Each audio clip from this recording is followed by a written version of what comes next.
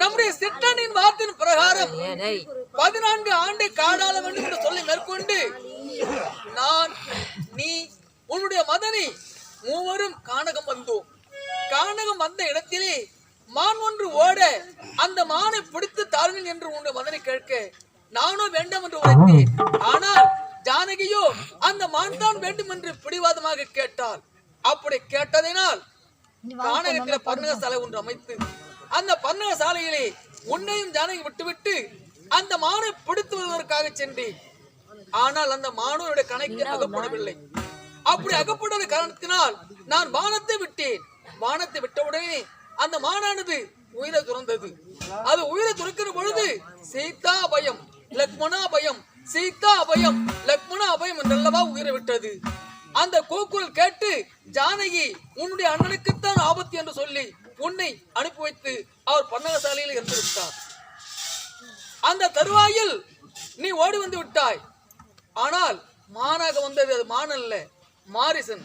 மறுமுறை சென்று பர்ணகசாலையில பார்க்கும் பொழுது ஜானகி காணப்படவில்லையே. லக்மணா ராமாபயம் ராமாபயம் லட்சுமணாபயம் ராமாபயம். யார் இது? நான் தான் ஜடாய் பேசுகின்றேனுடைய சிறிய தந்தை.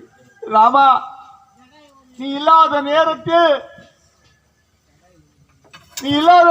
பர்ணக சாலையோடு தென்னிலங்கை வேந்தன் ராவணன் பர்ணக சாலையோடு அன்னை ஜானகியை பெயர்த்து சென்றான்.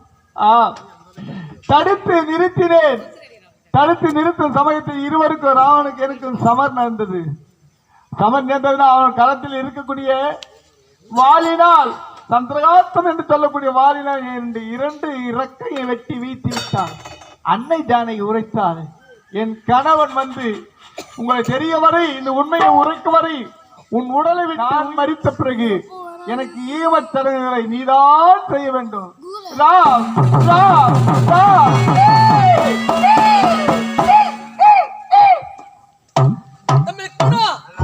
பார்த்தாயா, தென்கிழங்கையை ஆளக்கூடிய ராவணேஸ்வரன் சீதை சிறை கொண்டு போயிருக்கிறான்.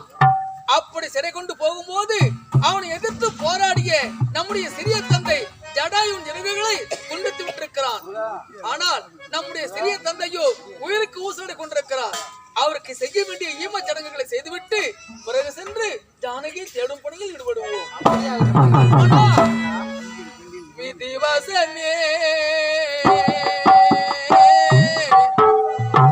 விதிவசமே வசமே